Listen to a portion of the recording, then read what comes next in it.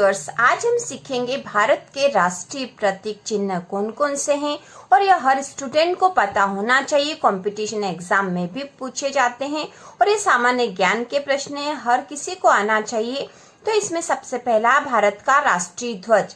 तो भारत का राष्ट्रीय ध्वज तिरंगा के नाम से जाना जाता है, जो कि 3 रंग का होता है, उसके बीच में अशोक चक्र होता है। अगला है भारत का राष्ट्रीय चिन्ह। तो भारत का राष्ट्रीय चिन्ह जो है अशोक स्तंभ से लिया गया है, जो कि सारनाथ में स्थित है।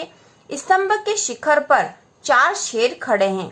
इसमें चक्र के एक तरफ अश्व बैल बने हुए हैं। तो भारत का राष्ट्रीय चिन्ह जो है सारनाथ स्थित अशोक स्तंभ से लिया गया है। अगला है भारत का राष्ट्रगान।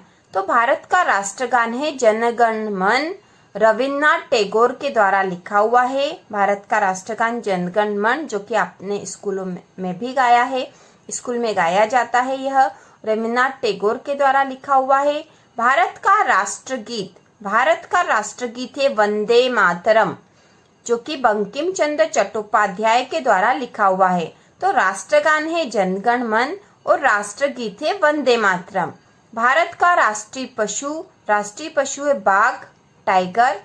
भारत का राष्ट्रीय पक्षी, तो राष्ट्रीय पक्षी है मोर। भारत का राष्ट्रीय वृक्ष वट वृक्ष, जिसे बरगद भी कहते हैं। भारत का राष्ट्रीय खेल हॉकी। भारत की राष्ट्रीय नदी गंगा, गंगा नदी को भारत की राष्ट्रीय नदी कहा जाता है। भारत का राष्ट्रीय फूल कमल। भारत का राष्ट्रीय फल आम। भारत की राष्ट्रीय मुद्रा है रुपया, जिसका प्रतीक चिन्ह है ये। भारत का राष्ट्रीय कैलेंडर है शक कैलेंडर। भारत का राष्ट्रीय जलचर है गंगा डॉल्फिन। गंगा डॉल्फिन को भारत का राष्ट्रीय जलचर कहा गया है, माना गया है। ठीक है। भारत का सर्वोच्च राष्ट्रीय पुरस्कार है भारत रत्न।